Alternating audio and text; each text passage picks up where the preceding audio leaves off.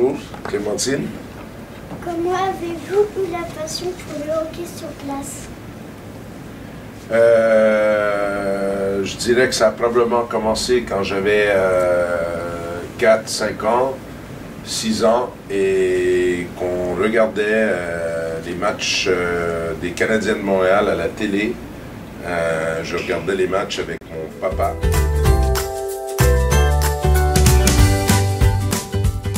Deuxième question. Avez-vous un entraîneur préféré? J'en ai beaucoup d'entraîneurs préférés. Il y a beaucoup d'entraîneurs préférés et pas nécessairement des entraîneurs de hockey sur glace. Peut-être, s'il faudrait que j'en choisisse un, ce serait Phil Jackson, qui a été l'entraîneur des Bulls de Chicago et de Michael Jordan, qui a gagné, je pense, 5, 6 ou 7, je me souviens plus, de championnats en NBA. C'est un entraîneur de basket.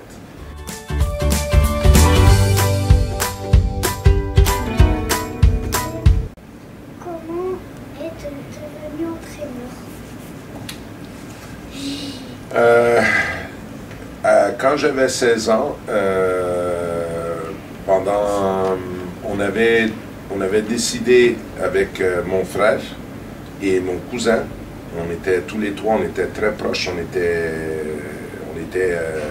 tout le temps ensemble, et on avait décidé de prendre une équipe, de donner un coup de main au hockey mineur où on était, à Pointe-aux-Trembles, dans l'est de Montréal, et on avait pris une équipe U13, les trois, on entraînait.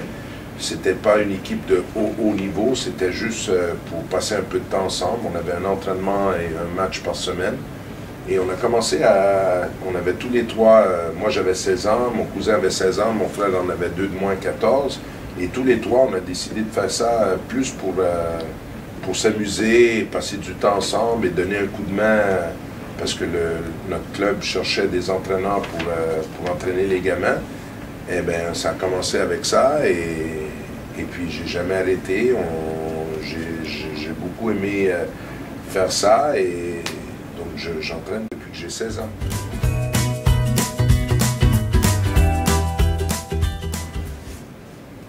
Quatrième question. Pourquoi êtes-vous venu dans les Hautes-Alpes? Alors, en 2002, en 2003, mon club en Allemagne a déposé le bilan.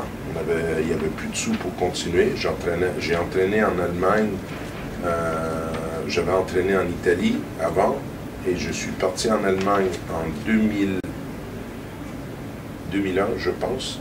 J'ai entraîné 2 saisons en Allemagne, et au milieu de l'été 2003, on m'a avisé que le club déposait le bilan, c'est-à-dire qu'il n'y avait plus de sous pour continuer.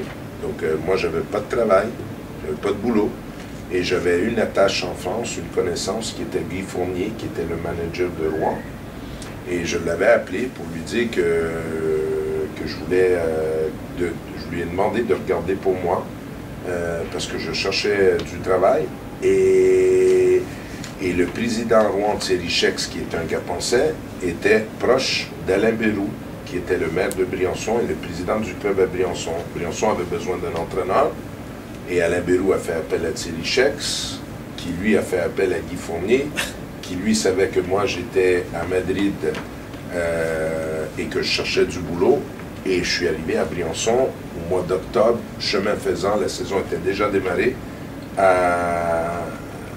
et j'ai commencé à entraîner avec les Diables Rouges de Briançon au mois d'octobre 2003.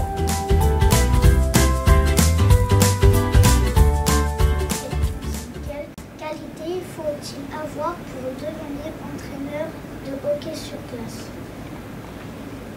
La première, c'est de la passion, parce que c'est un métier qui est très compliqué.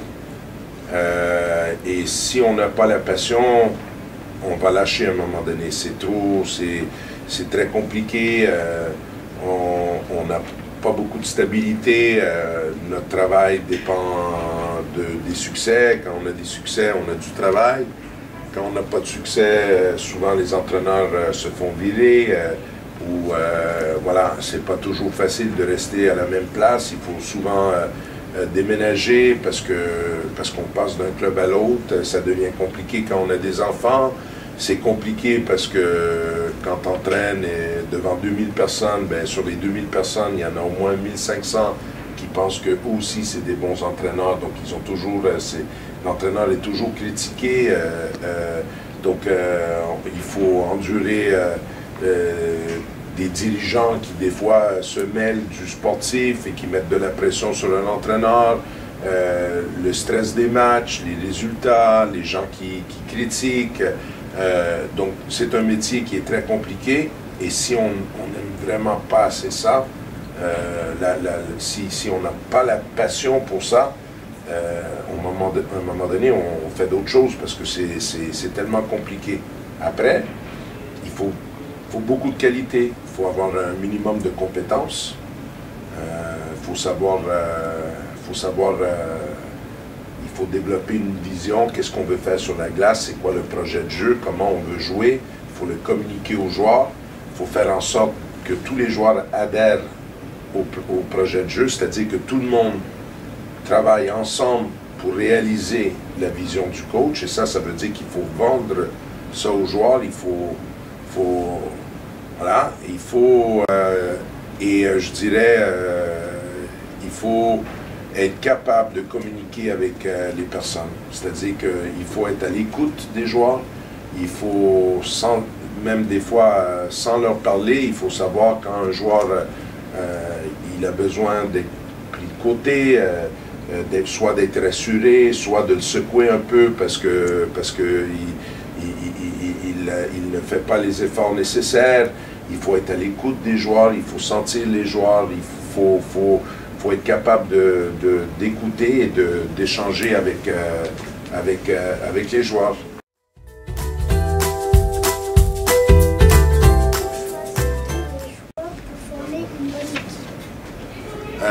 C'est une bonne question. Je dirais que déjà, quand on sait ce qu'on a envie de faire sur la glace, comme projet de jeu, on essaie de trouver des joueurs qui, eux, adhèrent à ça, c'est-à-dire des joueurs qui vont être cohérents avec ce qu'on essaie de faire. Après, monter une équipe, ça ne veut pas dire nécessairement prendre les 20 meilleurs joueurs. Il faut prendre des joueurs qui font des tâches différentes. On a besoin d'un peu de tout dans une équipe. On a besoin d'attaquants offensifs, on a besoin d'attaquants défensifs, on a besoin de centres, d'ailiers, on a besoin de joueurs qui sont performants en infériorité numérique, on a besoin de joueurs qui sont performants en supériorité numérique, on a besoin de défenseurs défensifs, on a besoin de défenseurs offensifs, on a besoin d'un gardien de but, on a besoin de quelques joueurs un peu qui sont physiques parce que le sport impose que l'équipe se fasse aussi respecter. Donc, quand on monte une équipe, il faut être assuré qu'on a tous ces bases-là couvertes. Donc, il faut choisir un peu de tout, des joueurs différents. C'est ça qui fait une bonne équipe. Si on prend 20 joueurs avec le même profil, ça ne sera jamais bon. Donc, il faut essayer de choisir les meilleurs joueurs possibles dans les rôles qu'on va leur donner.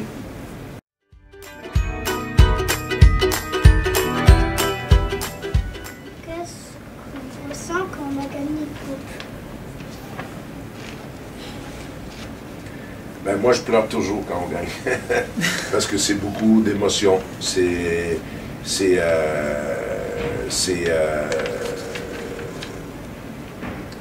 y a plein de choses. On est content pour les joueurs.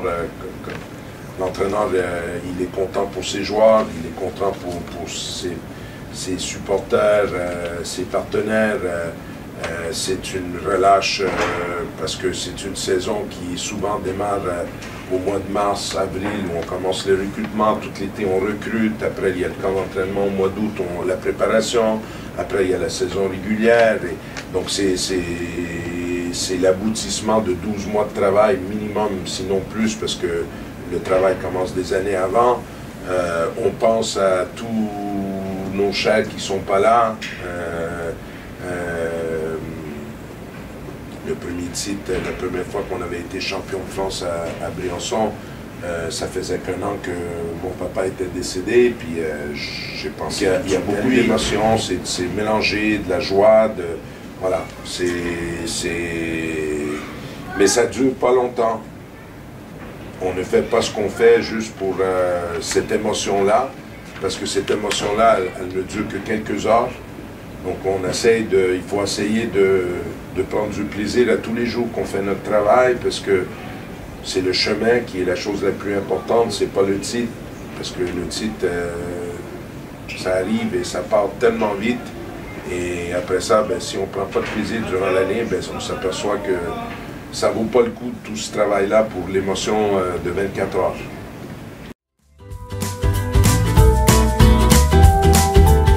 Quelle question auriez-vous aimé que je vous pose? Ah. Non, je dirais que tes questions ont été excellentes, Clémentine. Je pense que, ouais, peut-être que quel conseil que je peux donner à un jeune entraîneur? Ça, c'est une bonne question, non?